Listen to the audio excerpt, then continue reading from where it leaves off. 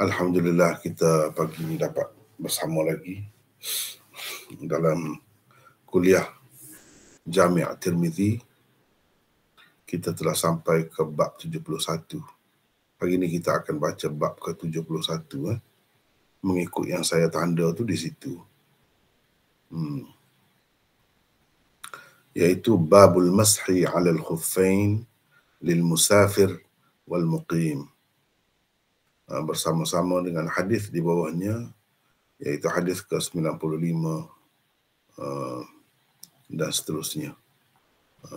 Hadis 95, 96 dengan komentar Imam Tirmizi semua sekali. InsyaAllah kita akan bincangkan pada hari ini. Okey.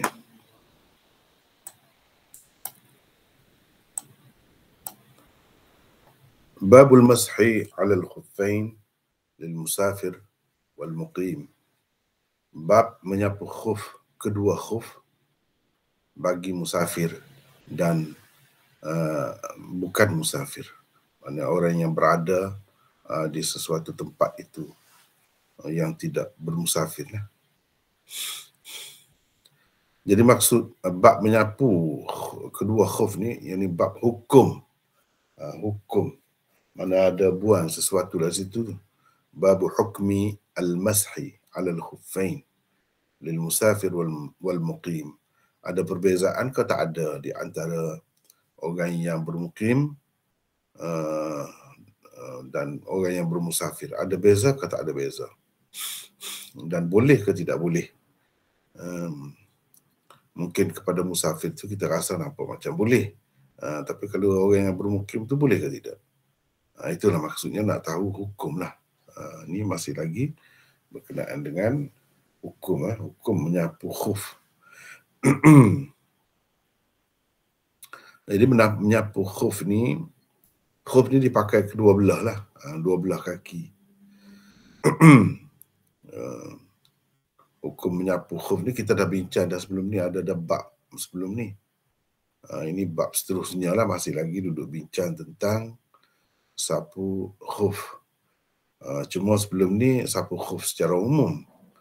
Ni sapu khuf untuk orang yang bermusafir dan bukan musafir. Macam mana hukumnya? Sebagaimana kita telah bincangkan sebelum ni, sapu khuf ni hadis-hadisnya sangat banyak. Diriwayatkan oleh sahabat-sahabat Nabi SAW. Bahkan ia terbilang sebagai salah satu hadis mutawatir juga. Mutawatir maknawi lah. Mutawatir maknawi. Bukan mutawatir lafzi, tapi mutawatir maknawi. Dan boleh dikatakan semua golongan ahli sunnah wal jamaah terima sapu khuf ini. Tetapi golongan Syiah, tidak semua Syiah juga, golongan Imamiyah lah khususnya, cukup anti dengan sapu khuf ni. Mereka mengatakan sapu khuf tak boleh, tak sah. Kalau seseorang tu mengambil wuduk dan akhirnya ketika nak basuh kaki tu dia pakai khuf, jadi tidak basuhlah, sapu khuf, itu tak sah wuduk. Jadi dia kena buat macam mana? Dia kena tanggalkan khufnya kalau dia pakai khuf, dan sapu kaki, bukan basuh kaki, sapu kaki. Jadi sapu khuf dia tak bagi, tapi sapu kaki dia kata itu kena buat. Kalau tak buat itu tak sah wuduk pula. Bukan basuh kaki tak betul kata mereka. Itu fahaman yang salah lah, fahaman Syiah.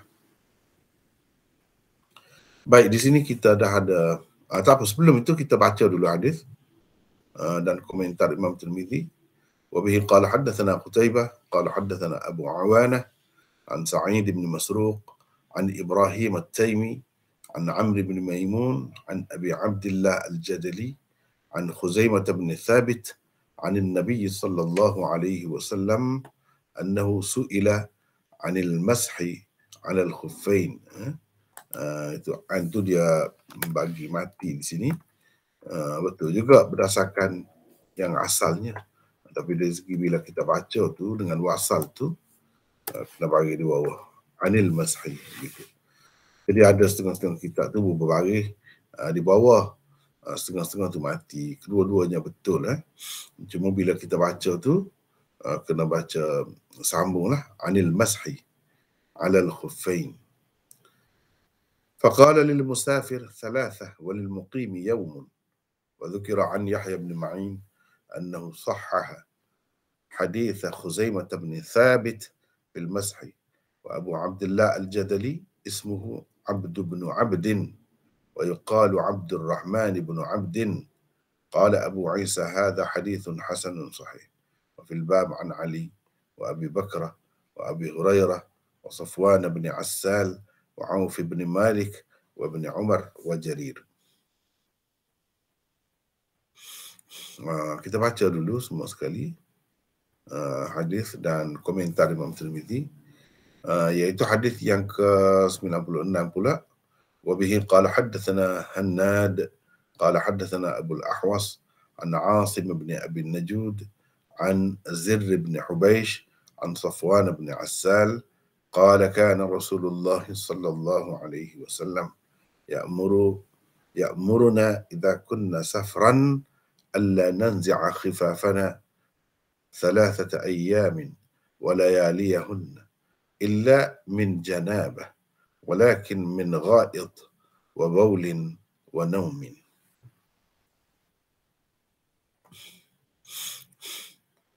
قال أبو عيسى هذا حديث حسن صحيح. وقد روى الحكم بن عتيبة وحماد عن إبراهيم النخعي عن أبي عبد الله الجدلي عن خزيمة بن ثابت ولا يصح. قال علي بن المديني قال يحيى بن سعيد قال شعبة لم يسمع إبراهيم النخعي من أبي عبد الله الجدلي حديث المسح. وقال زائدة عن منصور كنا في حجرة إبراهيم التيمي ومعنا إبراهيم النخعي فحدثنا إبراهيم التيمي عن عمرو بن ميمون عن أبي عبد الله الجدلي عن خزيمة بن ثابت عن النبي صلى الله عليه وسلم في المسح على الخفين. قال محمد بن إسماعيل أحسن شيء في هذا الباب حديث صفوان بن عسال المرادي.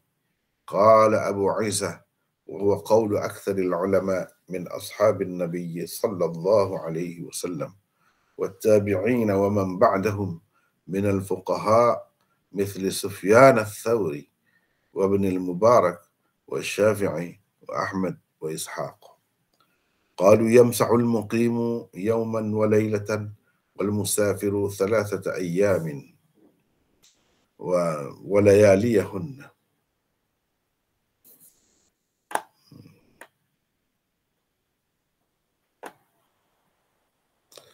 atau 3 أيام ولياليهن. قال أبو عيسى وقد روي عن بعض أهل العلم أنهم لم يوقتوا في المسح عن الخفين وهو قول مالك بن أنس. قال أبو عيسى والتوقيت أصح.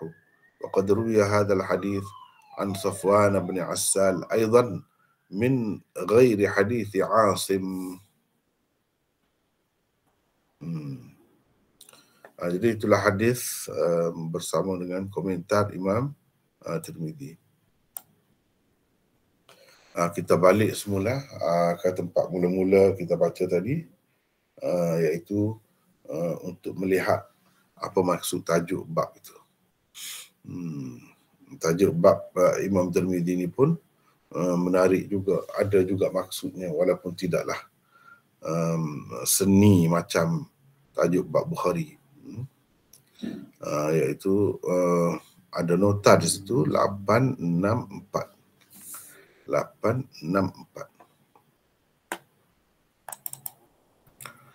Seluruh umat Islam bersepakat tentang keharusan menyapu khuf, kedua khuf dalam berwudu bagi musafir dan bukan musafir.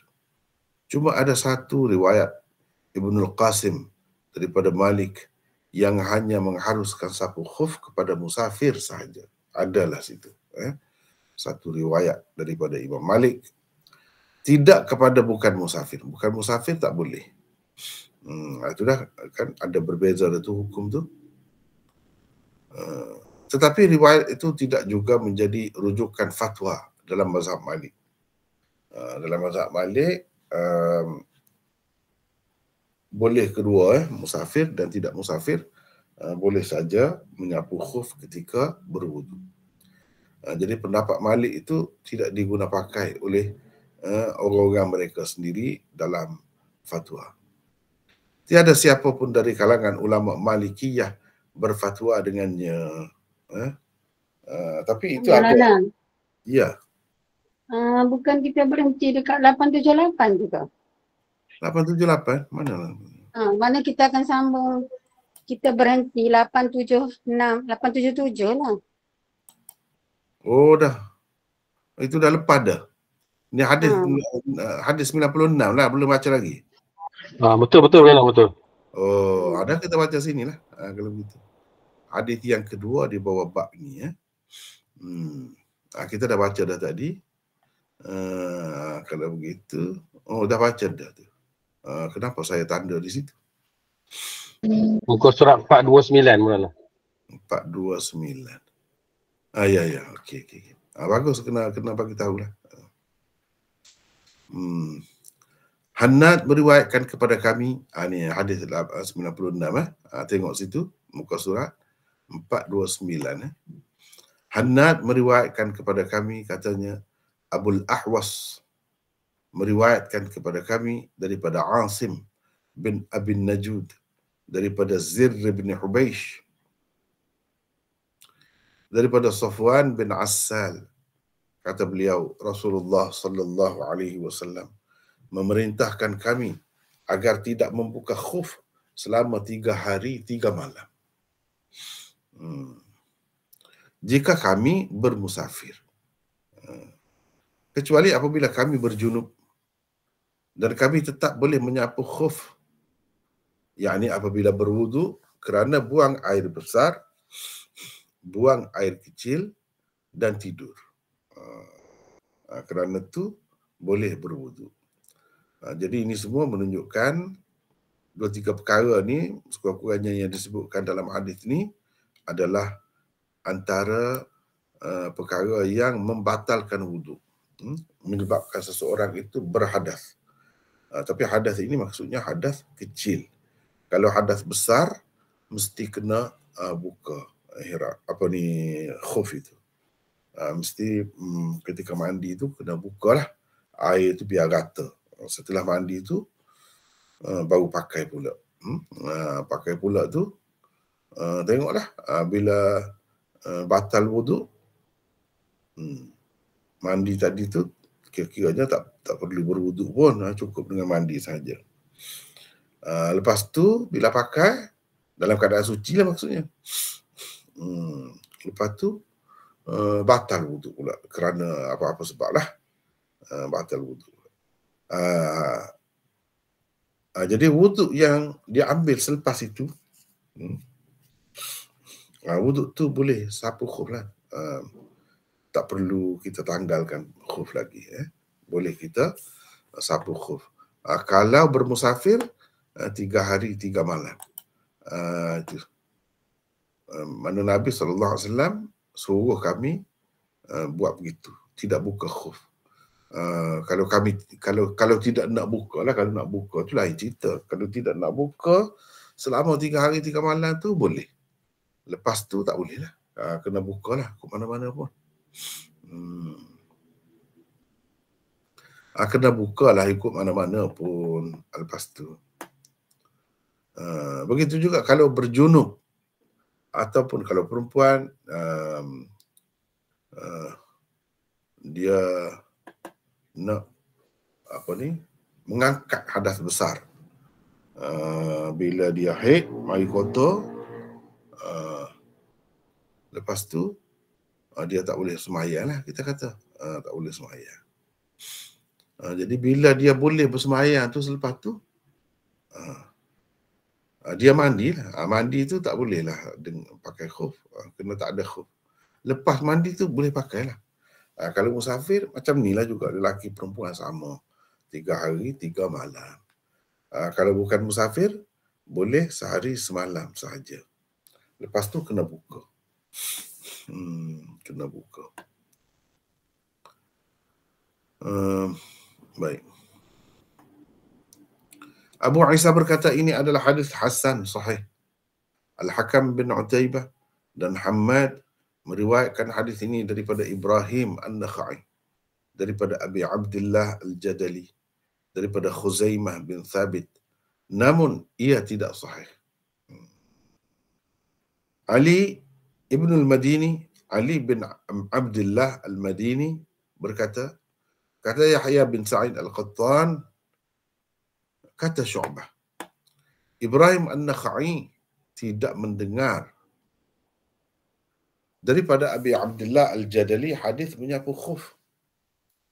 Zaidah berkata, yang ini sebagai riwayat, dia kata tu sebagai meriwayatkan daripada Mansur. Mansur tu Mansur bin Al-Mu'tamir. Apa dia kata? Kami pernah berada di dalam bilik Ibrahim At-Taimi. Ketika itu Ibrahim An-Nakhai juga ada bersama kami. Lalu Ibrahim At-Taimi meriwayatkan kepada kami daripada Amr bin Maimun Al-Audi, daripada Abi Abdullah Al-Jadali, daripada Khuzaimah bin Thabit, daripada Nabi SAW tentang hadis menyapu khuf. Itu yang betulnya. Muhammad bin Ismail, yakni Imam Bukhari, berkata dalam bab ini, hadis yang paling baik adalah hadis riwayat Safwan bin Assal Al-Muradi. Abu Isa berkata ini adalah pendapat kebanyakan ulama dari kalangan sahabat Nabi SAW, tabi'in dan fuqaha setelah mereka. Yang ini setelah sahabat Nabi dan setelah tabi'in itu ada fuqaha, imam-imam mujtahidin selepas mereka, seperti Sufyan Ats-Tsauri, Ibnu Al-Mubarak, Syafi'i, Ahmad dan Ishaq. Jadi semua mereka mengatakan begitulah. Musafir 3 hari 3 malam, tidak musafir sehari semalam. Boleh sapu khuf. Jadi sapu khuf tu ketika berwuduk lah, ketika berwuduk.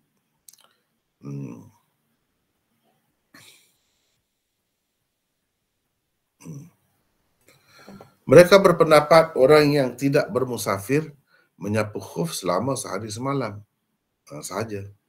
Dan orang musafir pula boleh menyapu selama 3 hari 3 malam.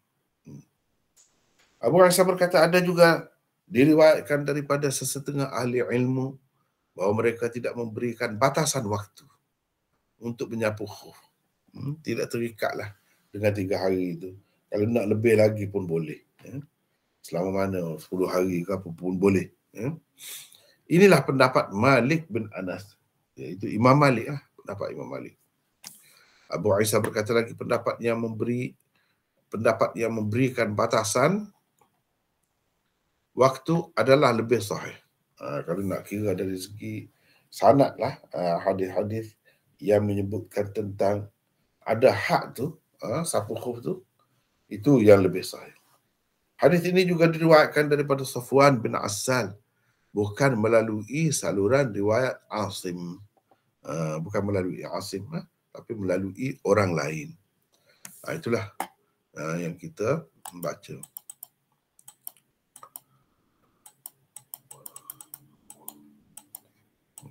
Hadis yang kita baca ini adalah hadis yang kedua di bawah bab ini.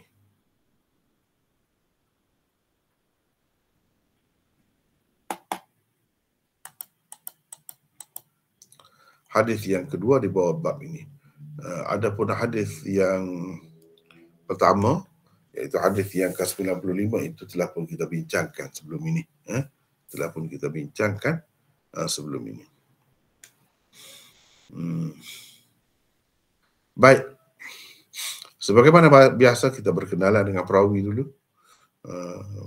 Ini Hannad, ini banyak kali dah bertemu. Hannad meriwayatkan kepada kami, kata Imam Tirmizi. Katanya, yang ini kata Hannad, Abul Ahwas meriwayatkan kepada kami daripada Asim bin Abin Najud. Jadi siapa Abul Ahwas itu? 877. Nama sebenarnya ialah Salam bin Sulaim Al-Hanafi, maula mereka.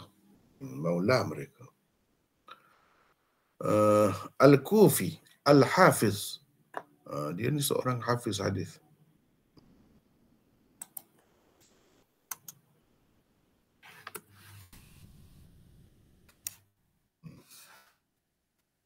Beliau meriwayatkan hadis daripada Al-Aswad bin Qais, Ziyad bin Ilaqah, dan ramai lagi orang-orang lain. Jadi kita kena tahulah seseorang perawi itu dia ambil hadis daripada siapa. Kalau di dalam kitab kita ni, kita tidak sebut banyak lah, tidak sebut semua sekali perawi. Kalau dalam kitab-kitab rijal memang sebut semua.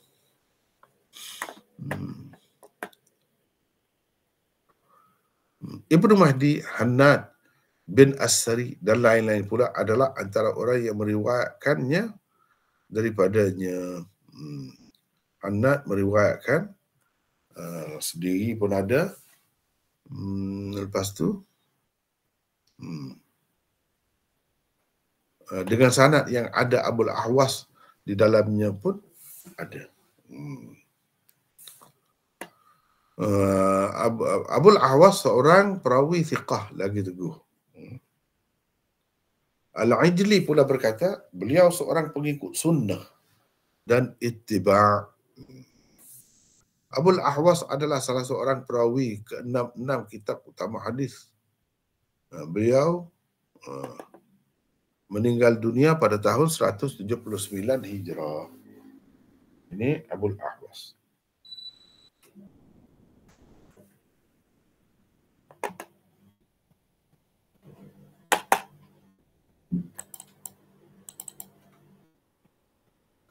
Abul Ahwas meriwayatkan hadis ini daripada Asim bin Abin Najud.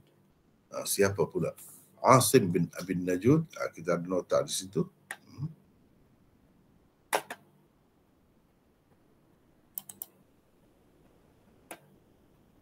Asim bin Abin Najud. Nama sebenar Abin Najud, ayah dia tu, menurut pendapat jumhur ulama, ialah Bahdalah. Asim bin Bahdalah. Amar bin Ali pula berkata, Bahdalah itu nama ibunya. Ada pula khilaf tu. Bahdalah tu ayah ke atau ibu. Asim bin Bahdalah.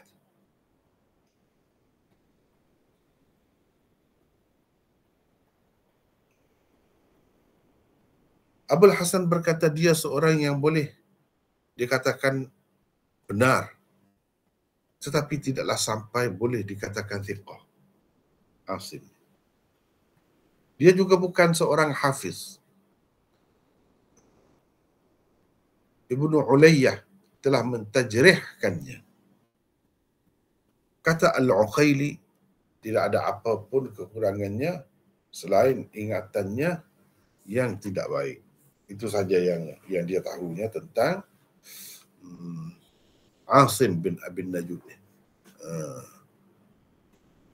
Ingatan dia tu tak kuat, tidak baik. Kata Al-Bazzar, kami tidak mengetahui ada sesiapa pun meninggalkan hadisnya. Yang ini tidak mahu menerima hadisnya. Tak ada orang nak sampai tinggal tak mahu terima hadisnya. Itu tak adalah begitu. Walaupun beliau bukan seorang hafiz. Walaupun dia bukan seorang hafiz, tapi diterima juga. Demikianlah tersebut di dalam Muqaddimah Fathul Bari. Di dalam At-Taqrib pula Hafiz Ibn Hajar menulis seorang perawi saduq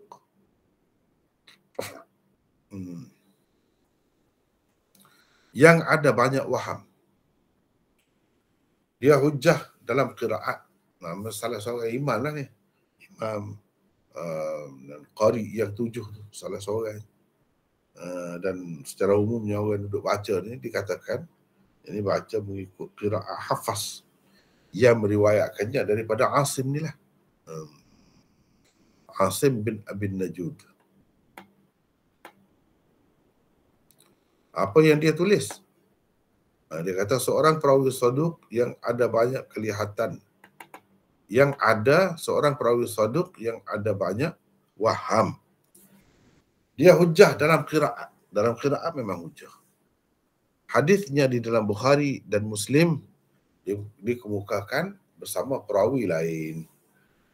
Jadi hadis dia tu maqrunan bi ghairihi. Maqrunan bi ghairihi. Disertakan bersama-sama dengan orang lain. Itu dia.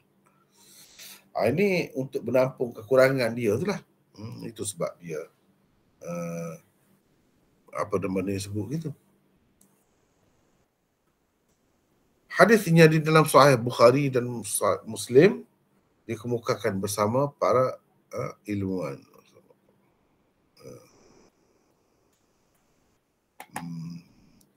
Di dalam Sahih Bukhari dan Muslim dikemukakan bersama perawi lain.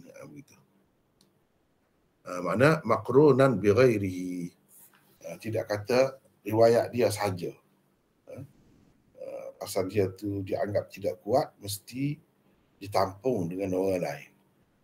Dia tu dikemukakan sebagai mutaba'ah, sebagai mutabi' ataupun sebagai syahid sahaja bagi riwayat yang lain. Bagi perawi lain.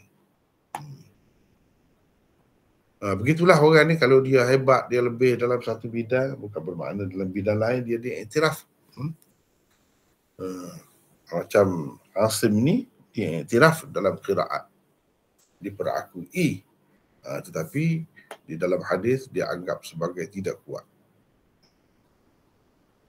Tidak kuat. Banyak waham lah, banyak keliru. Banyak keliru.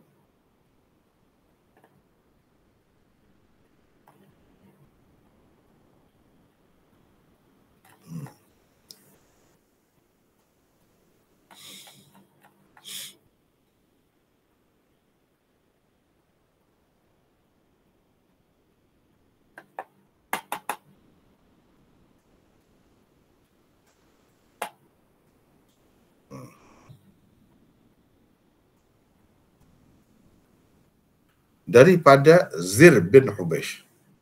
Asim bin Abin Najud tu mengambil riwayat ini daripada Zir bin Hubeish. Zir bin Hubeish ni guru qiraat juga. Selain daripada tu, dia terlibat juga dalam hadis ini. Terlibat juga dalam hadis. Tetapi apa kedudukannya? Kedudukannya pun tidak lebih baik daripada Asim tadi. Baik, kita tengok ada nota tu 879. Al-Asadi Al-Kufi, seorang perawi mukhadram yang thiqah, lagi mulia. Jadi Thabit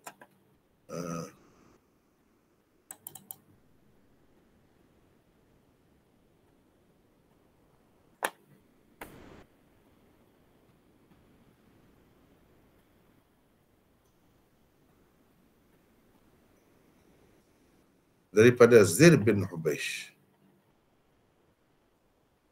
daripada Safwan bin Asal. Jadi dia ni Al-Asadi Al-Kufi, seorang perawi mukhadram.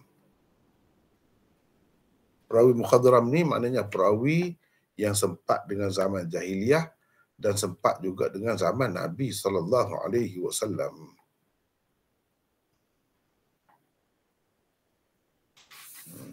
Begitu. Itu Zir bin Hubeish. Maknanya orang tua lah. Orang tua. Dia meriwayatkan daripada Safwan bin Assal. Jadi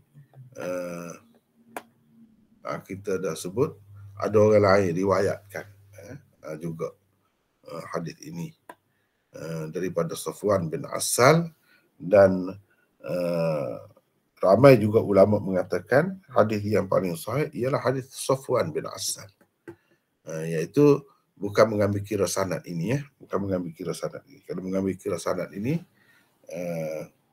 tidaklah sesuai dikatakan paling sahih. Sebenarnya lebih sahih lagi hadis yang sebelum ini, Khuzaimah bin Thabit itu. Tetapi jika dia ambil kira mutaba'atnya, syawahidnya, maka ia boleh dikatakan sahih juga. Daripada Safwan bin Assal, kata beliau, Rasulullah SAW memerintahkan kami agar tidak membuka khuf selama 3 hari seperti yang kita dah baca tadilah. Seperti yang kita dah baca tadi. Jadi di sini ada nota 880. Sampai di sini saya nak minta orang lain baca lah. Ya. Siapa nak baca? Silakan. Siapa nak baca? Saya baca. Silakan.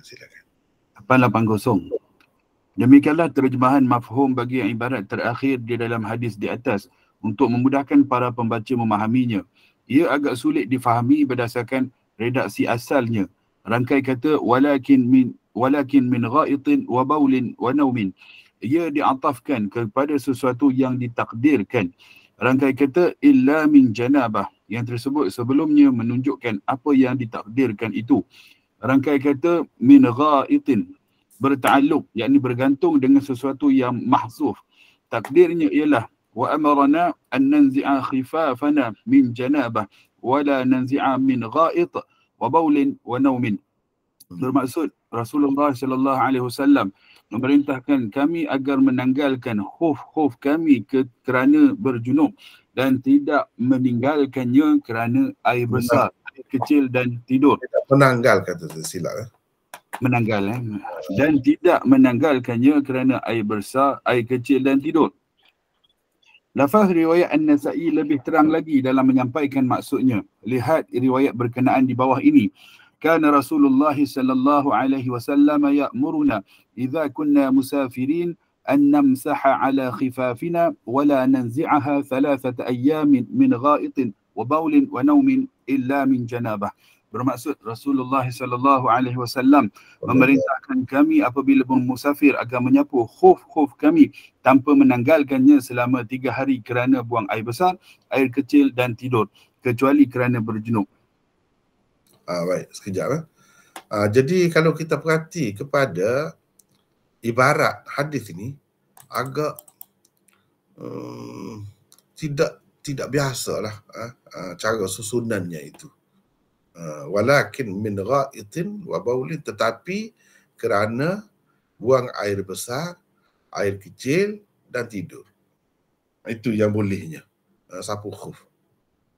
Illa min janabatin, kecuali kerana junub. Kecuali kerana junub. Kerana janabah itu tak bolehlah, tak tanggal, kena tanggalkan. Jadi ibarat tu kan kita nak bincang ibarat hadis itu, redaksi hadis itu. Cara dia sebut itu kan mana?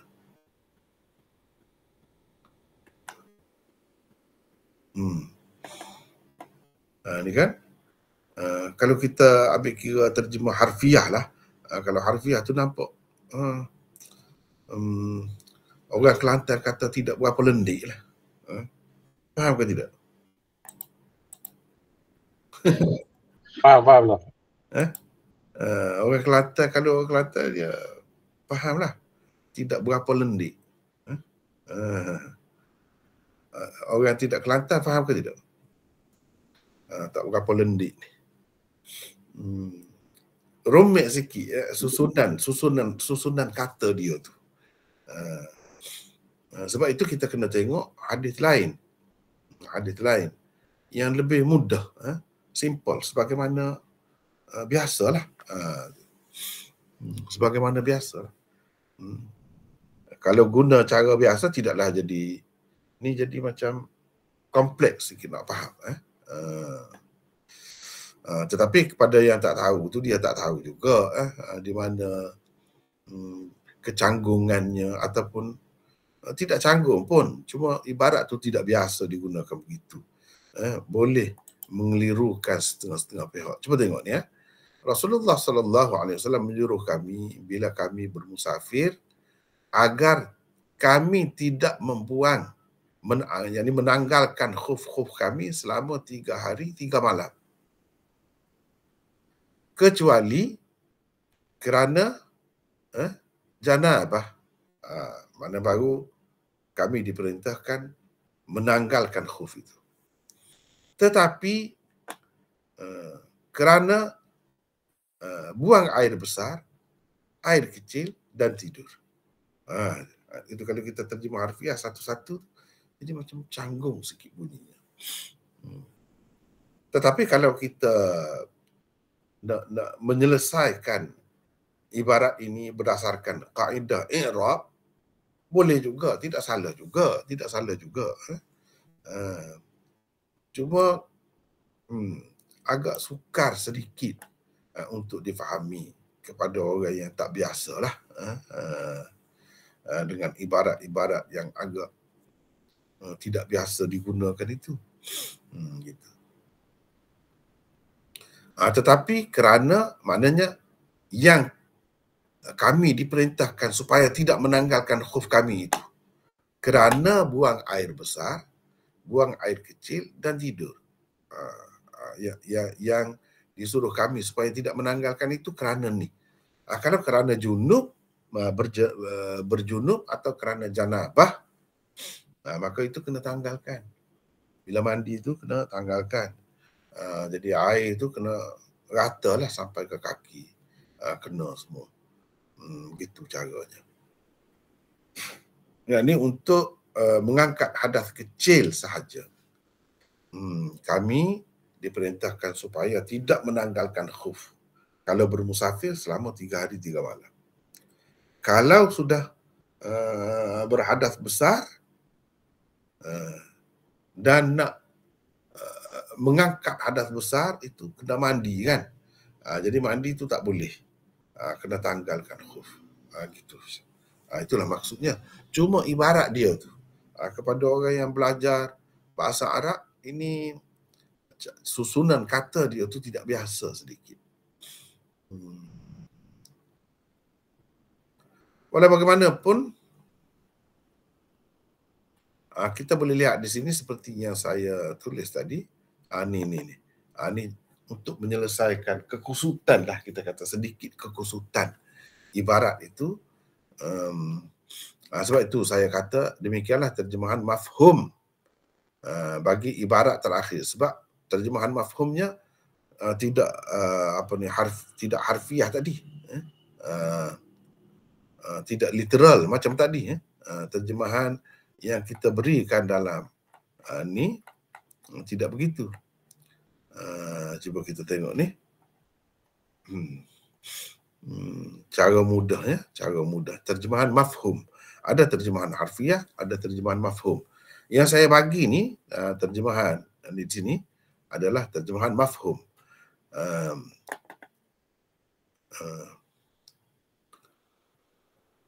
Iaitu Rasulullah SAW memerintahkan kami agar tidak membuka khuf selama 3 hari 3 malam jika kami bermusafir, kecuali apabila kami berjunub, dan kami tetap boleh menyapu khuf. Jadi apabila berwudu kerana buang air besar, buang air kecil dan tidur. Itu tidak mengikut tertib setiap lafaz yang ada di dalam ayat itu. Kalau secara satu-satu seperti terjemahan lama, terjemahan kitab Jawi, kitab kuning zaman dulu tu, sekarang ni pun ada lagi. Dia satu-satulah terjemah. Kalau satu-satu tu baru akan terasa kusut sedikit ataupun canggung sikit tu. Walaupun begitu, ia masih betul dari segi terkibnya, dari segi terkibnya masih betul. Jadi kita buat terjemahan mafhum tu untuk memudahkan para pembaca memahaminya. Ia agak sulit difahami berdasarkan redaksi asalnya. Kalau berdasarkan susunan asal itu agak susah. Sebabnya rangkai kata walakin min ghaitin wa baulin wa naumin. Ia jadi walakin ini lakin, wow, ni ataf ni. Ia diatafkan kepada sesuatu yang ditakdirkan. Mana ma'tuf alaih dia tu adalah sesuatu yang ditakdirkan. Diandaikan ada. Begitu. Rangkai kata illa min janabatin yang tersebut sebelumnya menunjukkan apa yang ditakdir itu. Yang ini ma'tuf alaihnya yang ditakdirkan itu difaham daripada rangkai kata illa min janabatin. Begitu. Rangkai kata min ghaitin, min ghaitin itu jadi jar majrur, kata jar majrur. Min harfu jarrin. Ghaitin majrurun bimin. Begitu. Jadi rangkai kata min ghaitin ini berta'alluq, bergantung dengan sesuatu yang mahdzuf. Maknanya ia berkait, bergantung, berta'alluq dengan sesuatu yang tidak ada pada lafaznya, pada zahirnya. Jadi apa yang tidak disebut itu? Yang mahdzuf, yang dibuang itu. Dan yang asalnya, terkib asalnya. Macam mana? Begini. Takdirnya ialah wa amarana an nanzi'a khifafana min janabatin. Wala nanzi'a min ghaitin wa baulin wa naumin. Jadi wala nanzi'a ni. Wala nanzi'a ni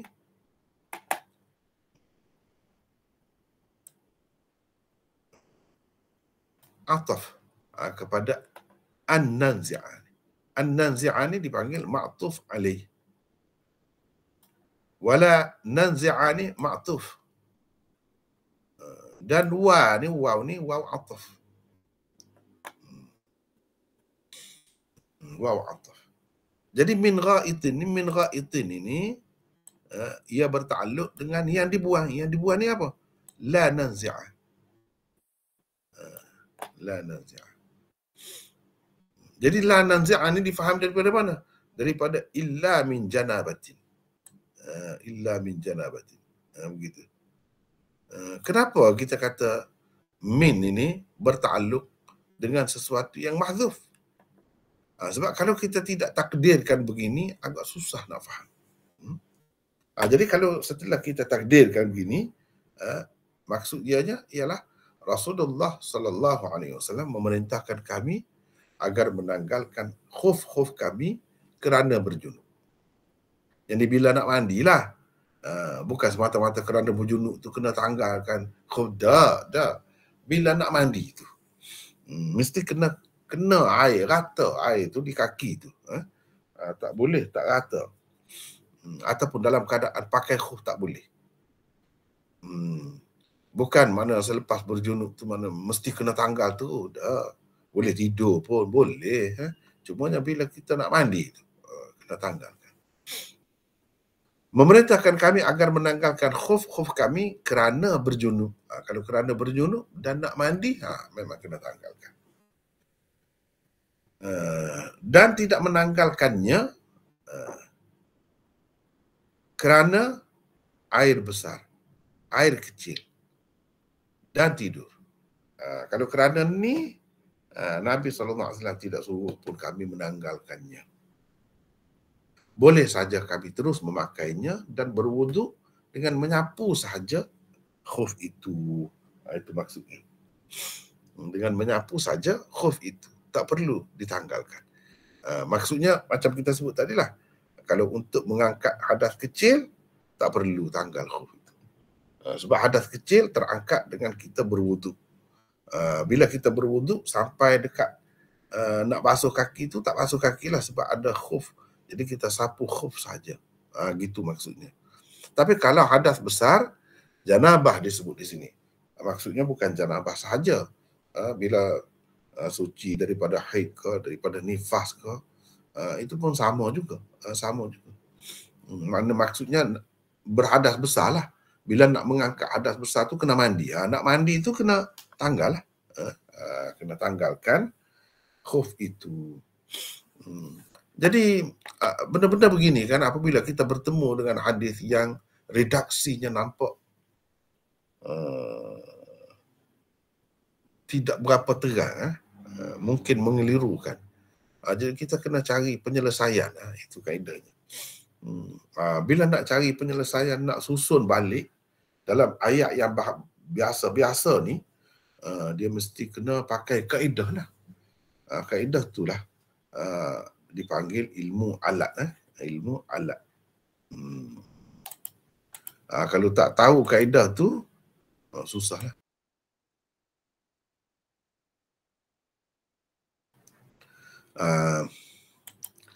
Kalau tak tahu kaedah itu, susahlah, banyak perkara lah. Banyak perkara. Misalnya, lakin tu apa, kena tahulah. Illa min janabatin illa tu apa, misalnya. Sekejap lah.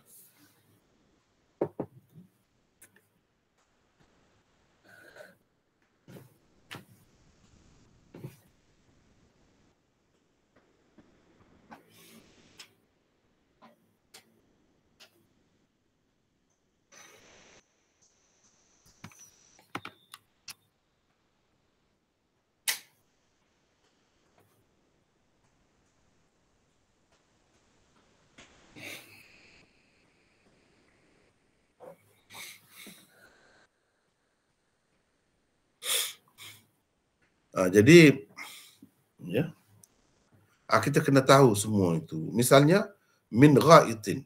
Kenapa kita kata bertakluk dengan sesuatu yang mahdzuf? Sesuatu yang mahdzuf yang dibuang itu, yang tak ada tu, wala nanzi'ah. Jadi min ini bertakluk dengan la nanzi'ah ni. Berkait di situ. Sebab apa min ni berkait dengan la nanzi'ah? Itu penting kita kena tahu. Kaedah bahasa Arab. Kena tahu nahwu. Tahu tu agak dalam sedikit lah. Tidak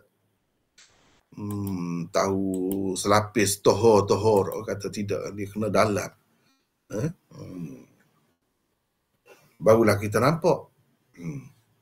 Macam di sini kan, tidak memerintah kami supaya tidak menanggalkan khuf kerana air besar, kerana air kecil dan tidur. Jadi min itu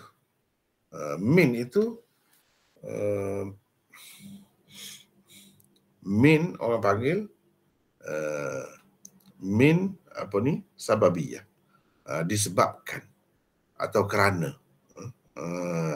Kerana. Jadi min itu haraf jar. Panjang ceritalah. Kalau saya tanya sedikit, boleh ke tidak?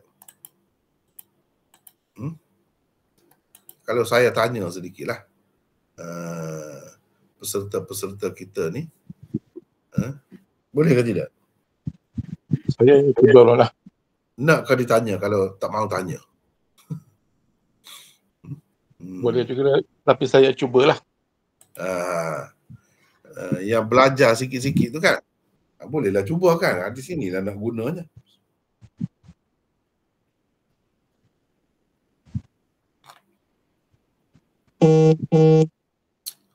Baik, saya nak tanyalah. Haraf jar ni, huruful jar. Kita tahu, orang yang belajar bahasa Arab tu, dia belajarlah huruful jar. Dengan sebab ada dia di hadapan sesuatu perkataan selepas dia tu kan jadi majrur, bagi di bawah. Sebab itu min ghaitin. Ghaitin, bukan ghaitan, bukan ghaitun. Wa baulin, wa naumin. Bagi di bawah. Ada kena bagi di bawah. Tapi majrur tu tak mesti bagi di bawah pun. Maksudnya tanda asal dia, alamat asal dia kasrah lah, bagi di bawah lah. Itu kalau huruful jar. Kemudian huruful jar ni ada banyak makna, dari sudut makna tu satu. Lepas tu dia ada berapa bahagian pula. Itu maksudnya saya kata saya nak tanya. Bolehkah sesiapa cerita haraf jar ni ada berapa bahagian? Silakan, ada. Siapa boleh sebut? Silakan.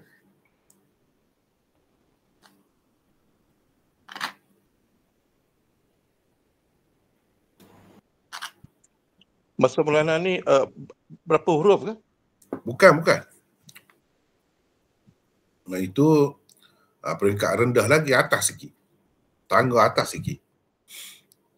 Dia terbahagi kepada berapa bahagian? Itu. Ada sesiapa boleh bagi tahu? Saya cuba Maulana. Cuba. Bagi pada 3. 3. Ni siapa jawab ni? Wan Zahidi. Wan Zahidi terbagi pada 3 ya. Jar asli, jar zaid, jar syabihun biz zaid. Baguslah tu. Yang mana-mana tak tahu tu hari ni boleh tahu. Huruf jar tu dibagi kepada 3 bahagian. Jar asli, zaid, syabih biz zaid. Itu 3.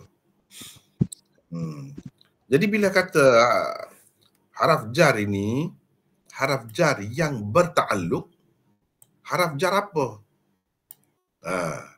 Saya rasa Wan Zahidi tadi boleh jawab tu. Bila dia dah boleh jawab tangga pertama tu, tangga kedua, dia tahu juga tu saya rasa. Haraf jar ni semua haraf jar ke ada tempat takluknya, tempat bergantungnya, muta'allaknya atau tidak semua. Jadi saya minta Wan Zahidi tu nanti dulu. Cuba orang lain dulu. Macam mana? Adakah semua haraf jar itu perlu bertakluk? Ni bertakluk, bergantung. Bergantung, perlu bergantung, bertakluk, berkait dengan sesuatu, semua haraf jar ke? Atau macam mana? Silakan. Siapa boleh jawab? Silakan.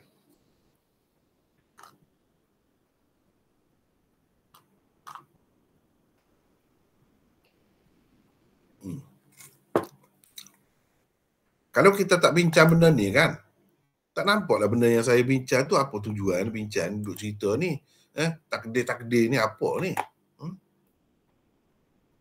Begitulah cara ulama-ulama bincang sesuatu hadis yang nampak redaksi dia tu mungkin nampak sumbang ke ataupun nampak kekok sedikit susunan ayat dia tu. Tetapi masih betul tidak salah. Cuma kena adalah beberapa proses tu. Jadi bolehkah sesiapa cerita tadi? Baik, nampaknya semua diam. Saya nak minta saudara kita Wan Zahidi sambungkan, boleh sambung? Macam mana? Yang ada takluk ni jar asli lah. Jar asli Yang dua lagi tu? Jar zaid ni dia tak bertakluk, makna pun tak ada. Lepas tu? Dan dia pun tak mempengaruhi i'rab maksudnya yang jar zaid ni. Lepas tu? Lepas tu seterusnya? Yang satu lagi tu? Syabih bin Zaid. Tak ingat lah tu. Tak ingat Orang lain ada ingat? Ataupun pernah belajar ke tidak? Kalau tak belajar sampai peringkat tu kan tak berapa nampak lah di cerita ni. Itu sebab ilmu. Maulana. Ya. Saya boleh tambah. Ya. Silakan. Harful jar syabihu jarin syabih. Dia ada syabihah bil asliyah dengan syabihah bil zaidah. Yang syabihah bil asliyah tu dia ada ta'alluq jugalah. Yang syabihah bil zaidah tak ada ta'alluq lah. Tak ada ta'alluq. Lagi tidak ada apa. Ada apa? Tidak ada apa lagi. Ada. Boleh sebut.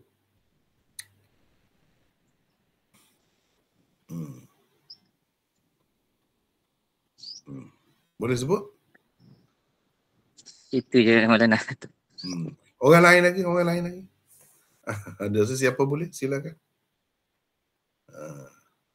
Sebab ni nak faham hadis. Quran pun sama juga. Dia mesti guna alat tu. Jadi begini ringkasnya saya ceritalah ya. Kalau haraf jar asli ni dia mesti kena ada 3 perkara. 3 perkara. Dia mesti kena ada tempat ta'alluq dia. Tempat bergantung dia, berkait dia. 1. Yang kedua, dia ada maknanya. Misalnya di sini, kerana, daripada. Itu ada makna lah tu. Yang ketiga, ada amalnya. Amalnya, dia adanya itu menyebabkan perkataan selepasnya berubah. Ia mempengaruhi perkataan selepasnya. Dari segi i'rabnya. Mana perkataan selepasnya jadi majrur. Majrur. Baris itu akan berubah.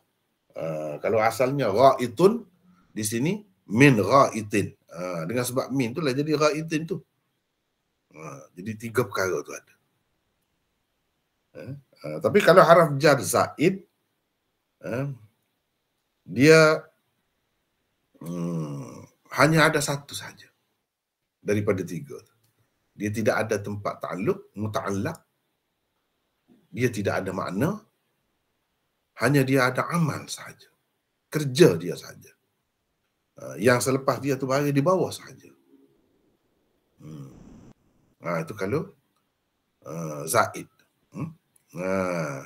Tak ada amal, ada amal saja. Makna tak ada, tempat ta'alluq pun tak ada.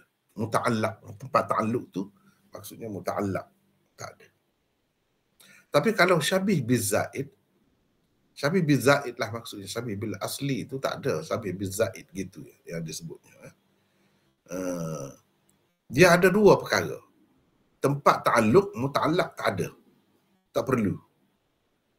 Tapi makna dan amalnya ada. Itu beza dia. Jadi di sini, min di sini, min tu haraf jar asli. 3 perkara kena ada. Memang 3 tu ada sekarang ni. Sebab itu kita kata, ni kan, kepada sesuatu yang diatafkan kepada sesuatu yang ditakdirkan. Rangkai kata min ra'itin bertakluk dengan sesuatu yang mahzuf. Sesuatu yang mahzuf. Jadi kalau yang kita takdir ni, ni lah. La nanzi'a. La nanzi'a ni muta'allaq bagi min. Tempat bergantung min. Tempat bergantung min itu di situ. Dan ia adalah sesuatu yang tidak ada lah dalam ayat asal tu. Tak ada. Ia hanya diandaikan, ditakdirkan. Ada. Dan itu difahami daripada illa min janabatin. Illa min janabatin. Itu difaham daripada itu. Rangkai kata tu. Itu sebabnya kita kena tahu tu. Kemudian kita kena tahu pula tempat ta'alluq tu benda macam mana boleh jadi tempat ta'alluq ni, benda macam mana. Semua perkataan kau boleh jadi tempat ta'alluq. Muta'allaq bagi haraf jar tu. Jawabnya tidak. Jadi tempat ta'alluq ni yang boleh menjadi muta'allaq bagi huruf jar ini ialah begitu juga zaraf. Zaraf ialah fi'il ataupun syibhul fi'il. Syibhul fi'il. Fi'il ataupun syibih fi'il. Jadi di sini fi'il lah ni. La nanzi'an fi'il. Bolehlah. Kalau kita kata min ni nak bertakluk kepada janabatin. Janabatin itu tak boleh. Nak bertakluk kepada khifafana. Tak boleh. Tak boleh. Dia syarat dia begitu. Itu benda tu kena tahu semua tu. Baru boleh buat kerja ni. Baru kita baca kitab, kita faham lah. Dia cerita tu kita faham. Gitu. Kalau tidak, tak faham. Tak tahu apa pun. Apa benda ni macam ni. Nak menyusun balik ayat yang zahirnya nampak macam kompleks. Macam apa ni? Kalau orang Kelantan kata tak lendik lah. Tak lendik. Nak bagi lendik tu, lendik ni kalau kita gosok baju tu kan, kalau kita gosok baju, setrika baju tu, dia tidak licin betul. Dia ada lagi macam kedut-kedut dia tu. Itu tidak lendik lah tu. Kalau lendik ni, dia betul-betul licin. Bila kita gosok tu dia jadi licin lah. Itu lendik. Ada kadang-kadang tu ayat dia tu macam canggung ataupun sumbang pada zahirnya, ataupun susah nak faham. Tetapi ia sebenarnya masih lagi berada dalam kaedahnya. Tidak salah. Tidak salah. Salah ni baru boleh kita kata salah. Tak boleh nak i'rab. Tak boleh nak i'rab. Macam mana pun tak boleh. Kira macam mana pun tak boleh. Itu baru salah. Sebab apa? Perlu kita bahas itu. Sebab Nabi ni, nak cerita Nabi ni, sahabat ni, sahabat yang menggunakan bahasa tu dalam keadaan paling fasih. Dia nak menggambarkan sesuatu tu tepat. Tiba-tiba kalau tak betul ayatnya, salah penggunaan dari segi bahasanya, tak kena. Macam mana nak jadi hadis sahih? Hadis sahih dia mesti ayat dia tu betul. Ayat dia tak boleh salah. Tak boleh salah. Dia mesti betul ikut mana-mana pun. Barulah boleh jadi hadis sahih. Dan kalau kita nak kaitkan dengan Nabi SAW, tiba-tiba kita kaitkan sesuatu yang buruk, yang tak elok, bahasa yang tak elok, tak sesuai, bahasa yang salah, lebih-lebih lagi lah. Jadi dengan sebab itu kita kena tahu salah ke tidak begini. Tidak salah, cuma susah nak faham sedikit. Susah nak faham sedikit. Kalau kita atur balik dengan ayat biasa, dia jadi macam tadi lah. Itu maksudnya. Boleh ke tidak? Boleh faham ke tidak? Boleh mana? Boleh mana? Allah. Jadi kena perhati itulah. Kena perhati ya. Walau bagaimanapun, dia tidak satu hadis tu saja yang menggambarkan perkara yang sama. Dia ada hadis yang terang, yang sesuai dengan apa yang kita takdirkan di atas itu. Sesuai. Dan yang terang, tidak kata macam tu bentuknya itu. Iaitu lafaz riwayat An-Nasa'i lebih terang lagi dalam menyampaikan maksudnya. Dengan sebab itu, kalau kita tengok satu hadis tu, kita tak berapa nak faham. Keliru sebab susunan bahasa dia tu tidak biasalah kepada kita. Jadi kita kena tengok penyelesaiannya kepada orang yang belajar hadis ini, dia kena tengok riwayat yang lain. Cerita tentang perkara yang sama, tapi macam mana cara penyampaian dia tu.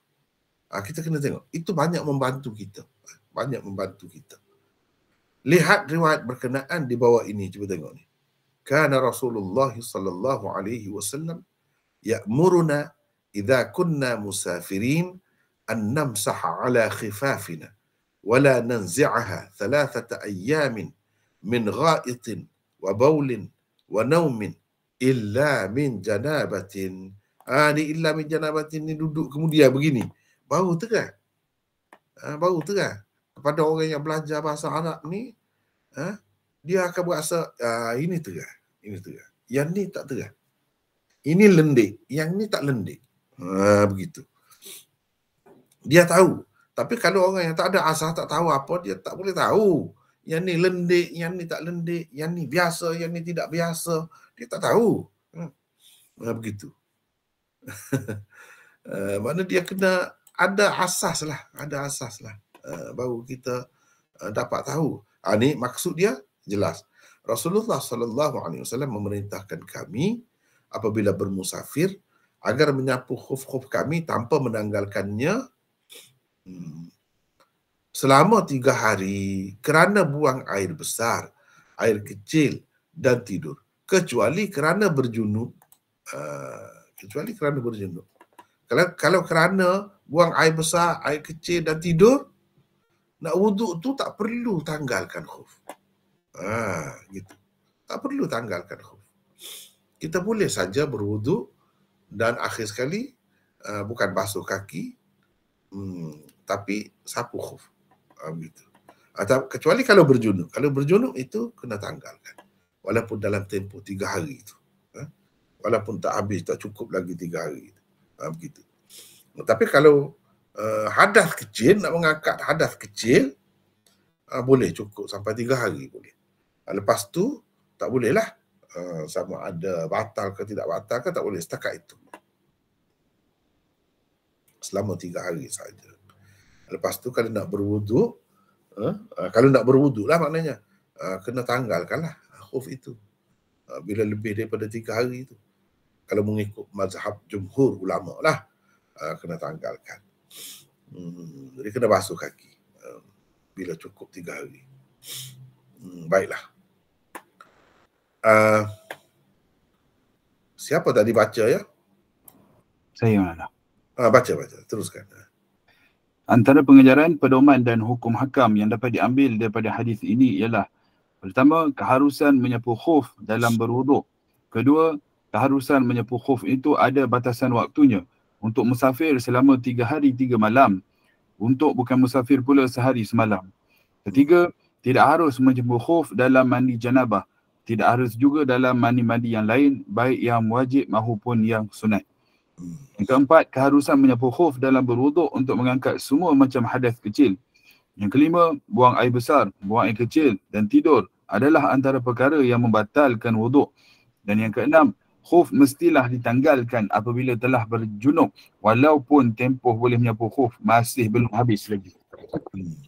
Itulah antara pengajarannya yang dapat kita ambil daripada hadis ini, dan hukum hakam yang dapat kita ambil daripada hadis ini. Kalau kita nak detailkan setiap satu kesimpulan yang kita buat ni kan, panjang pula lah, banyak juga. Misalnya, keharusan yang keempat ni, keharusan menyapu khuf ni untuk yang tersebut itu saja ke? Dalam hadis itu saja ke? Dari segi fiqhnya, mengikut ulama fiqh, ulama yang faham hadis tu, adakah mereka anggap sekadar yang disebut tu saja? Buang air besar, buang air kecil dan tidur? Tidak. Untuk mengangkat semua macam hadas kecil. Jadi hadas kecil kerana berkentut ke misalnya? Kerana berkentut ke? Sama juga. Boleh juga sapu khuf.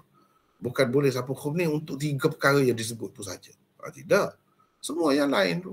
Mana-mana yang kalau bagi orang yang bermazhab Syafi'i atau pakai mazhab Syafi'i lah, bersentuhan lelaki dengan perempuan walaupun isteri sendiri pun membatalkan wuduk lah tu. Itu hadas kecil lah tu. Jadi kena berwuduk balik lah. Bila berwuduk balik tu bolehlah sapu. Tidak kata setakat yang disebut dalam hadis 3 perkara tu saja, tidak. Ada lagi, banyak lagi yang lain. Kemudian yang kelima ni, kalau kita nak detail, buang air besar, buang air kecil dan tidur adalah antara perkara yang membatalkan wuduk. Ini masih lagi ada perinciannya juga. Tentang tidur tu misalnya. Tidur macam mana? Itu pergi bab fiqh tu, masuk dalam fiqh tu. Kalau detail lagi. Hadis ni dia sekadar asas. Dia sebut tidur. Adakah semua tidur itu membatalkan wuduk? Dan berarti kita telah berhadas kecil, dan kita perlu mengangkat hadas itu. Bila kita berwuduk, kita memadai dengan sapu khuf kita, gitu ke? Tidur macam mana? Banyak lagi perincian. Orang ni kata begini, orang ni kata begini. Mazhab tu macam-macam pula di situ ya. Itu kita kena tengok bab tidur lah. Tidur macam mana. Saya rasa kita dah bertemu dah sebelum ni ya. Tidur macam mana mengikut orang ni. Mengikut imam ni. Mengikut imam ni tidur macam ni. Tak batal wudu. Walaupun tidur pun. Begitu. Tapi kalau kata buang air kecil tu memanglah tak ada khilaf. Batal semuanya. Buang air besar pun begitu juga. Batal. Tetapi ada perincian juga kalau nak bahas dari segi fiqh. Bagaimana kalau orang yang uzur. Dia beser ke? Ataupun dia tidak dapat kawal ke? Kencing dia tu. Atau air besar tu misalnya dibuat saluran lah daripada perut dia keluar najis dia tu, macam mana? Itu batal juga kah? Perlu berwuduk pula kah atau macam mana? Masih khilaf lagi itu, masih ada banyak lagi perbincangan. Itu dibincangkan dalam fiqh lah. Kalau dalam hadis bincang pun dalam syarah hadis ada bincang lah dengan lebih panjang. Kalau syarah yang panjang lah. Kalau berjunub mesti kena tanggal. Walaupun tempoh belum boleh menyapu khuf masih belum habis lagi. Kena tanggal kalau berjunub.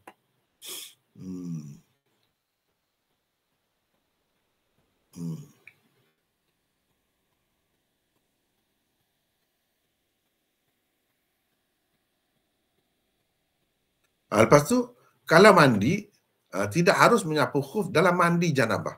Itu tak boleh. Tidak harus juga dalam mandi-mandi yang lain. Tak boleh. Tak ada sapu khuf tu. Jadi bila kita mandi kan, bahkan dia jadi kalau kita tak tanggalkan khuf, jadi masalah banyaklah.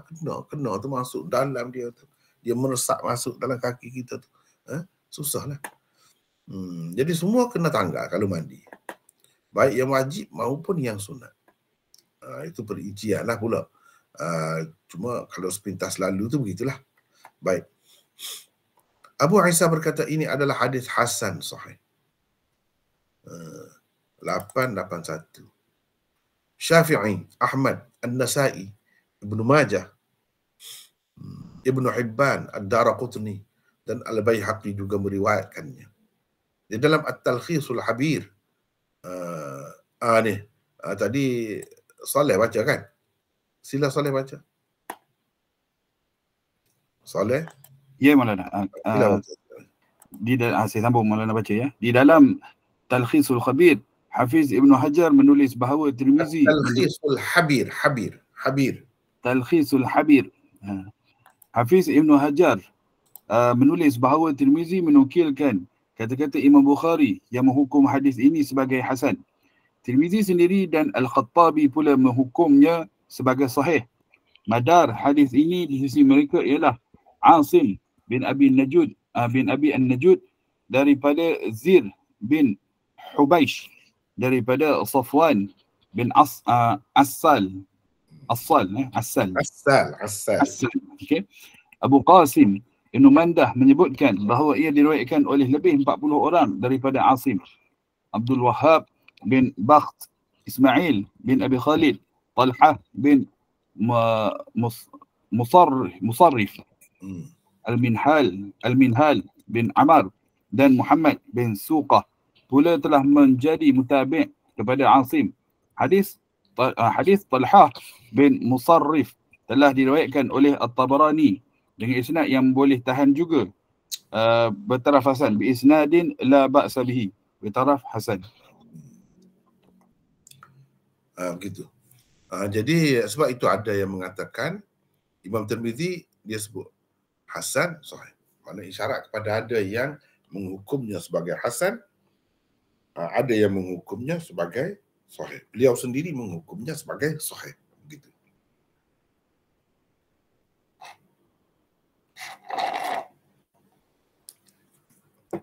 Beliau sendiri menghukumnya sebagai sahih. Itu berkenaan dengan kedudukan hadis ini. Al-Hakam bin Utaibah Dan Hammad meriwayatkan hadis ini daripada Ibrahim An-Nakhai, daripada Abi Abdullah Al-Jadali, daripada Khuzaimah bin Thabit, namun ia tidak sahih. Itu tidak sahih. Yang itu tidak sahih. Yang riwayat daripada Ibrahim An-Nakhai itu tidak sahih. Siapa Al-Hakam bin Utaibah? Iaitu Al-Kindi Al-Kufi Abu Muhammad atau Abu Abdullah adalah kunyahnya. Beliau seorang perawi thiqah, teguh lagi faqih. Cuma kadang-kadang melakukan tadlis. Al-Hakam adalah perawi dari tabaqah kelima.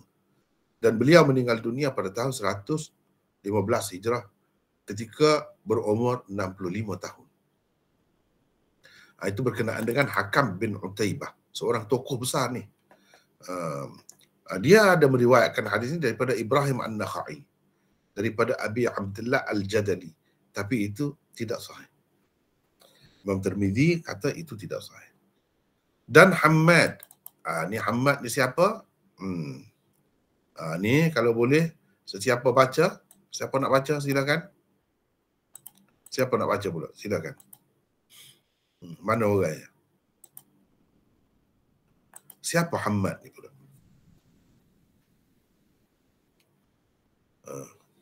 Saleh boleh baca lagi ya Saleh? Boleh Maulana. Silakan. Okey. 883. Beliau ialah Hammad bin Abi Sulaiman Al-Faqih Al-Ash'ari, maula mereka Al-Kufi. Abu Ismail adalah kunyahnya. Nama sebenar Abu Sulaiman, yang ayah Hammad ialah Muslim.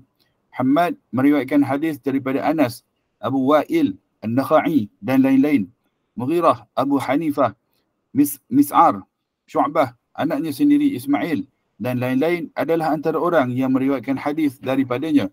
Mereka bahkan mendalami fiqh dengannya.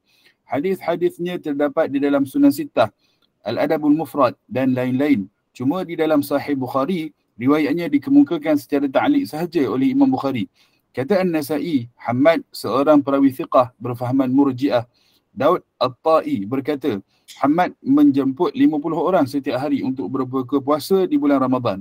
Hafiz Ibn Hajar pula berkata, Hammad seorang faqih yang saduq, riwayatnya mengandungi banyak waham dari tabaqah kelima. Dan beliau dikatakan berfahaman Murji'ah. Abu Bakar Ibnu Abi Syaibah dan Ammar bin Ali mengatakan Hammad meninggal dunia pada tahun 120 Hijrah. Ini tentang, ni tu guru Imam Abu Hanifah ni. Ini guru pada Imam Abu Hanifah. Imam Abu Hanifah belajar dengan dia 18 tahun. Tak tinggal dia. Selagi dia ada, dia tak tinggal. Lepas dia meninggal, baru dia mengambil alih tempat guru dia tu dari segi fiqhnya. Kemudian dia ni dikatakan Murji'ah. Sehari dua ni sibuk pasal Murji'ah ni kan. Ada dengar ke tidak? Dengar lah. Kita nak dengar Maulana ulas. Bagi ni siap cabang Maulana pula ni. Sama-sama kita. Cuma ialah. Itulah saya pun hairan juga. Tak apalah dia tidak tahu tu. Dia tidak tahu. Sebenarnya kalau dalam sesiapa yang baca buku saya, Sahih Bukhari, yang telah dicetak tu, dalam tu saya dah bagi dah cerita dah. Murji'ah ni banyak, Murji'ah sunnah dipanggil. Itu ada, memang istilah tu ada pun. Dalam kitab Syahristani misalnya, Al-Milal wan Nihal, saya dah sebut dah rujukan muka surat berapa. Di dalam kitab Ar-Raf' wa Takmil misalnya. Istilah tu ada. Dan kalau kita tidak terima masalah.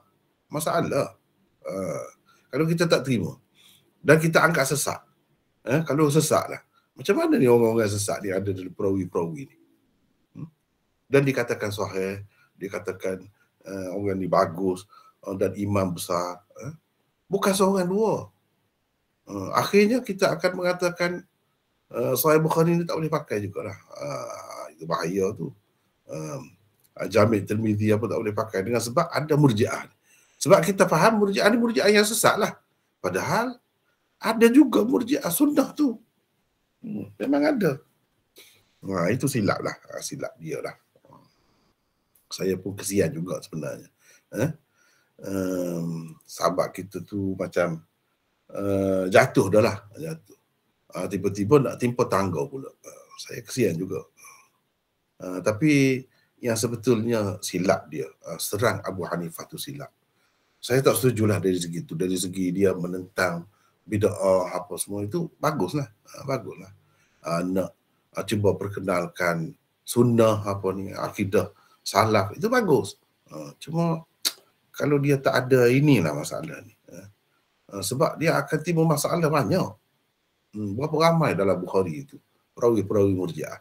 Kalau kita anggap semua Murji'ah tu sesat, maknanya banyak benda lah dalam Bukhari itu hadisnya maudhu' lah. Tak boleh pakai lah, dhaif lah, paling tidak dhaif lah.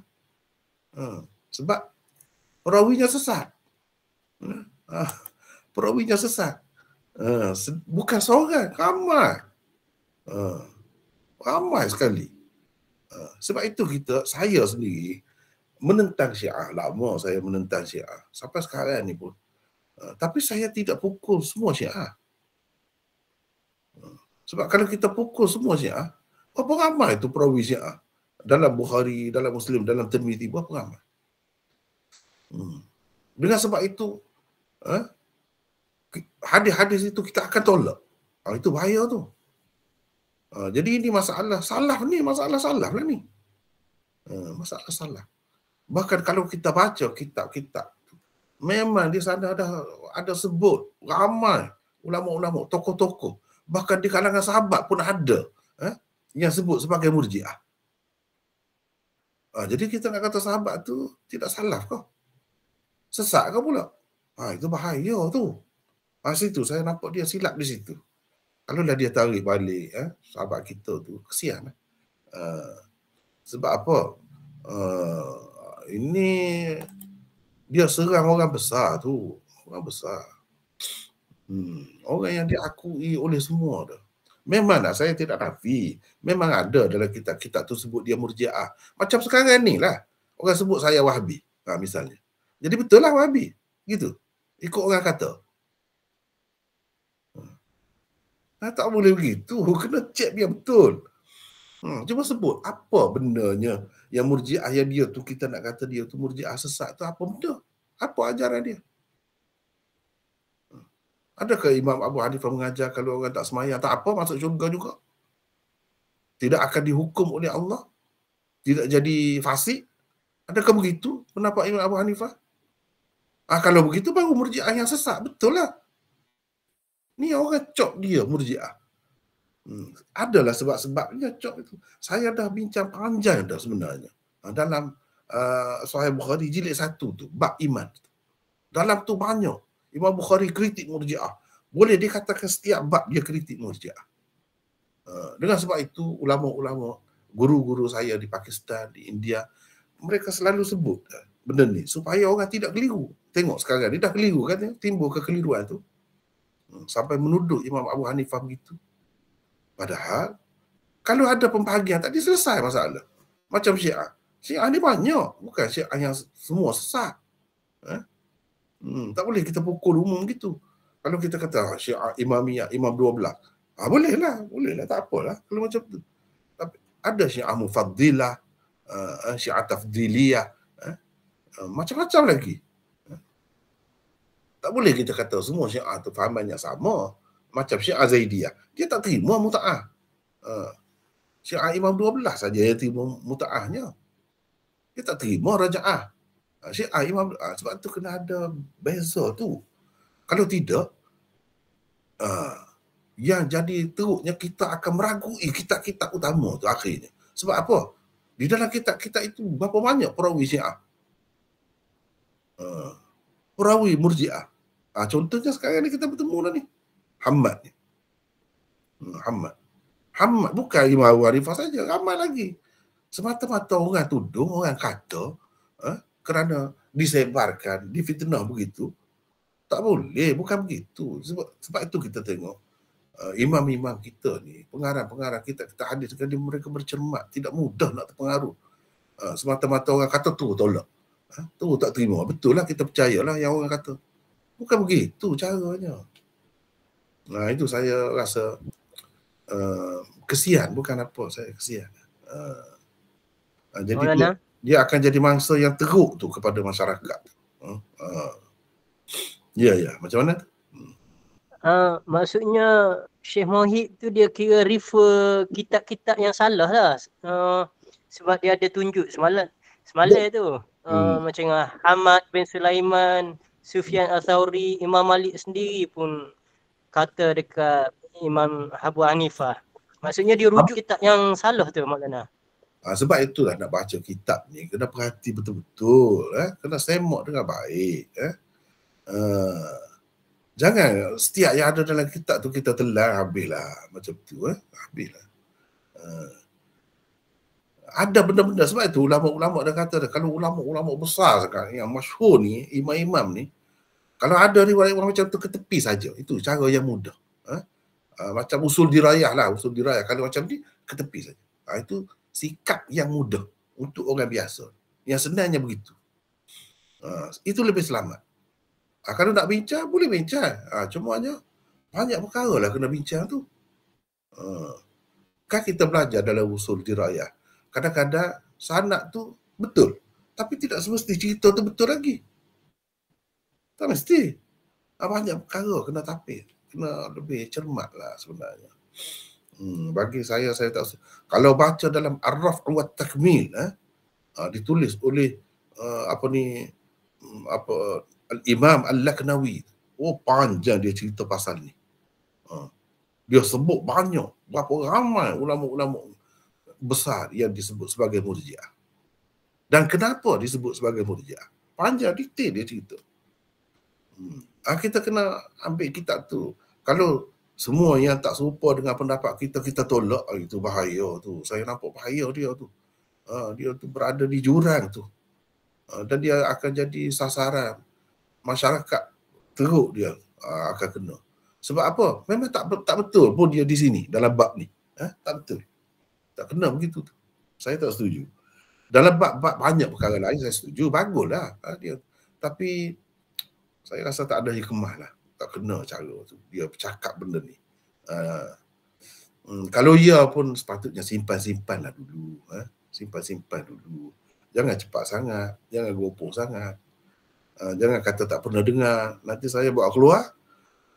Ada pun dalam kitab mana kita saja yang tak bertemu, tak baca tu. Jadi nyayalah. Sayanya kalau boleh sama-sama kita ni, kita tak mahu. Boleh damai saja. Sebab kita nak, yalah, masyarakat kita banyak perkara lagi tak faham. Benda tu tak sesuai dikemukakan. Kalau ya pun, kalau nak bincang pun bincanglah secara tertutup, secara ilmiah dengan orang-orang yang memang ahli, tak perlu kepada umum ni. Dah sekarang ni dah jadi apa? Inilah bendanya. Apabila kemukakan di tempat yang tak kena, begitulah jadinya. Begitulah jadi. Ada pun sebut tu dalam kitab tu, Murji'atus Sunnah. Ada sebut. Sebab itu kita kena baca. Tapi saya lebih kesian. Saya bersimpati dengan semualah. Bukan Ustaz Mohib saja, orang-orang lain pun ramai lagi yang lain-lain. Saudara-saudara kita dari kalangan Asy'ariyah pun banyak yang totok kadang-kadang dia terlalu itu tolak ni. Tidak pergi ke arah perdamaian, ke arah damai, nak mententeramkan suasana, tidak. Tadi menambahkan kekecohan saja. Jadi saya tak suka cara macam itulah. Saya tak suka. Apalagi cara tu tak betul pula. Kalau betul tak apa. Kalau betul tak betul. Dan yang kena ni yang jadi mangsa ni bukan seorang dua, ramailah. Lepas tu seterusnya apa akan jadi dengan hadis-hadis dalam Sahih Bukhari, dalam Tirmizi yang semua ulama kata sahih sedangkan ada di dalam Murji'ah.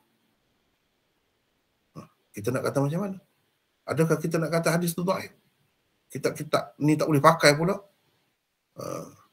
Jangan begitu. Saya nampak dia, ialah mudah-mudahan Allah SWT ampunkan dia. Allah SWT bukakan pintu hati dia, insya-Allah. Mudah-mudahan. Jadi saya lebih kepada kesian. Jadi kalau lah dia bawa macam tu, dia akan jadi gini lah.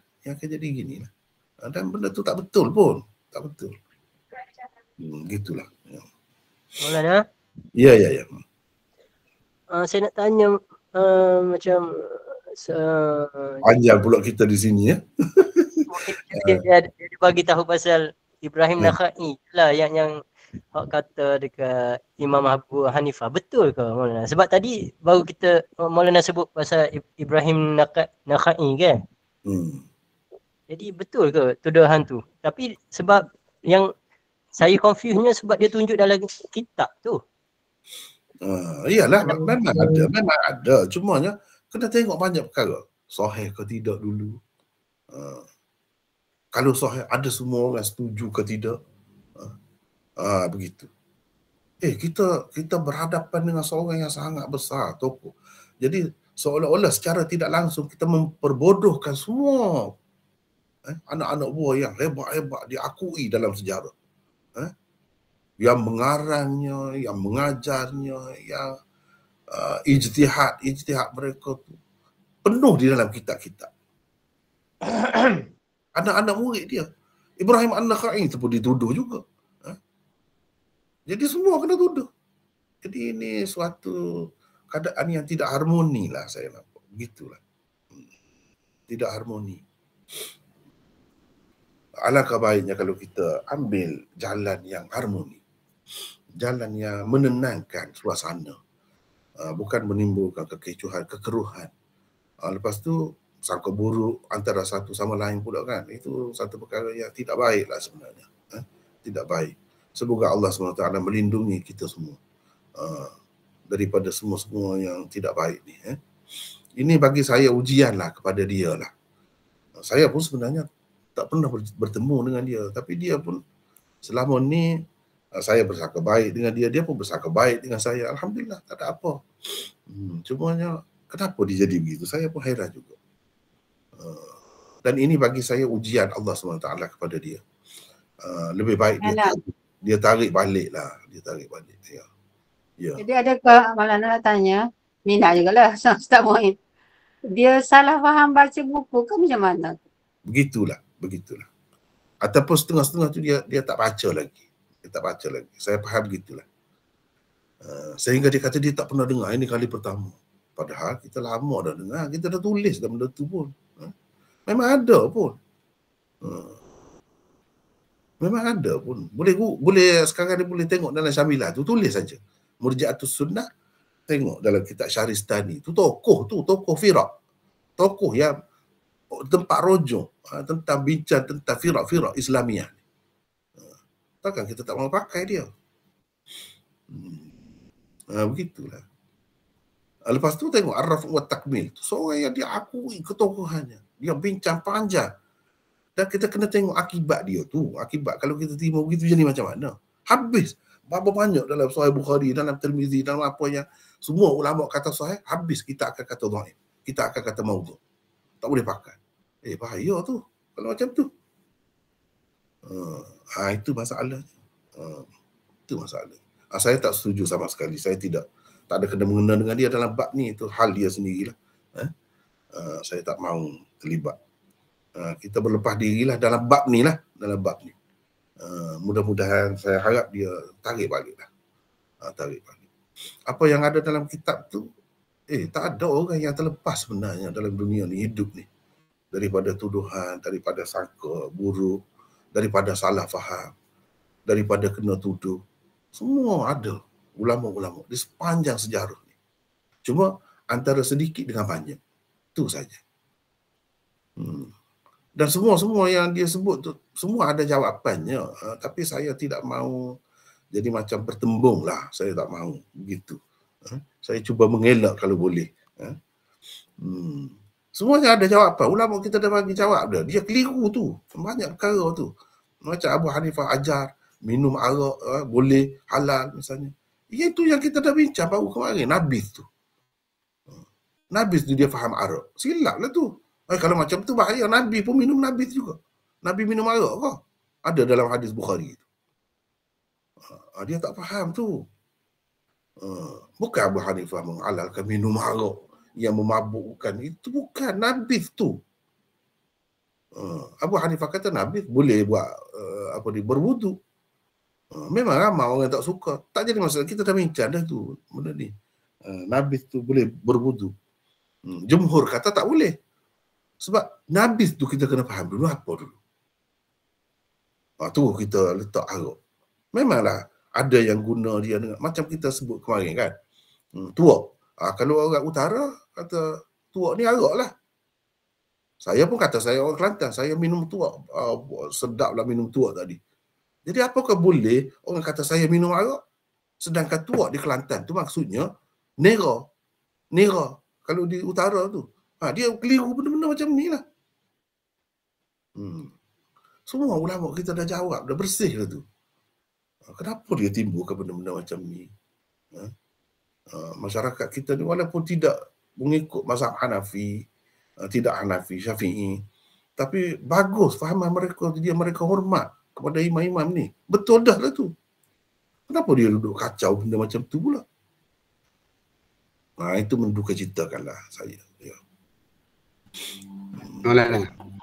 Ya.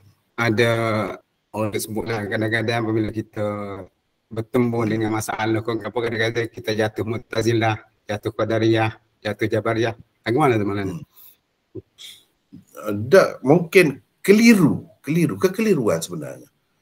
Kalau baca dalam Sahih Bukhari jilid pertama saya tu, situ pun dah selesai dah. Baca betul-betul. Saya dah bincang banyak lah pasal Imam Bukhari memang kritik Murji'ah. Tapi siapa Murji'ah tu kena faham biar betul. Kalau semata-mata kerana ada kesamaannya, mungkin dari satu sudut lah. Kita tuduh dia Murji'ah. Beratlah macam tu. Macam tu orang boleh tuduh juga. Orang yang kata iman tu murakkab sebagai khawarij. Orang boleh tuduh juga. Kalau nak kira macam tu. Tak boleh macam tu.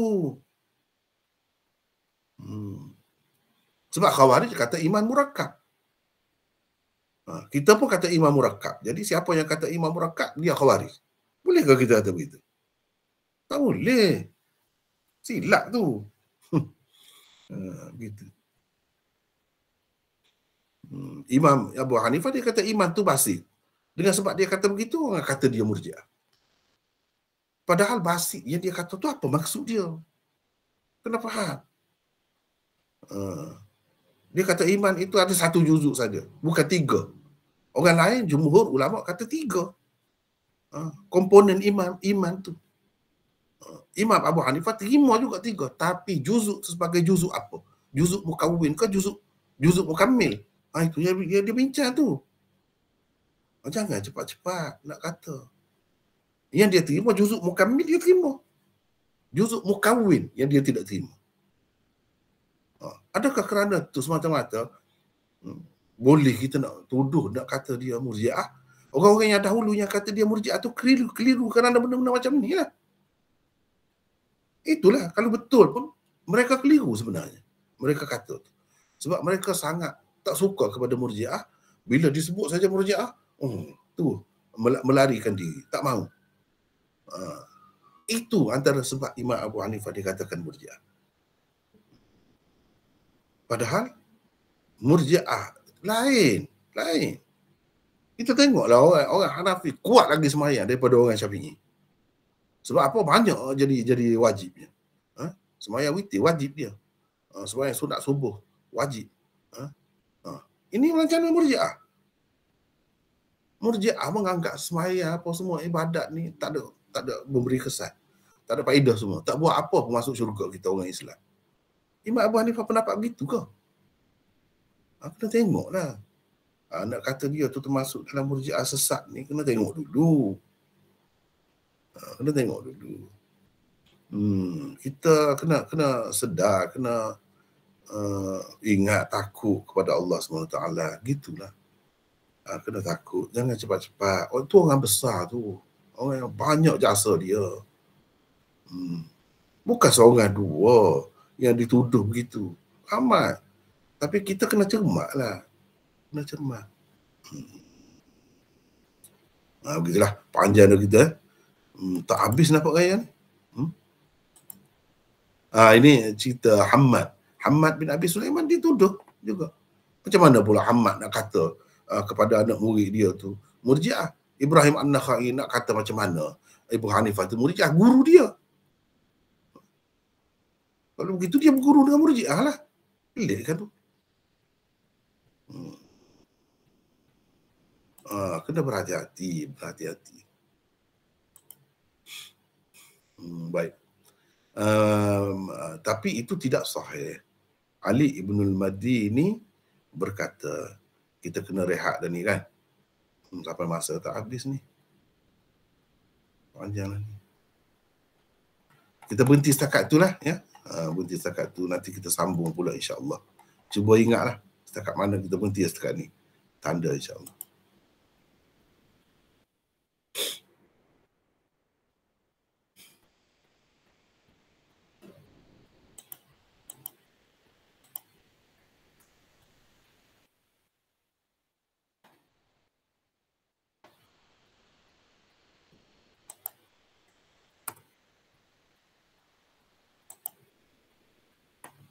Wallahu a'lam. Assalamualaikum.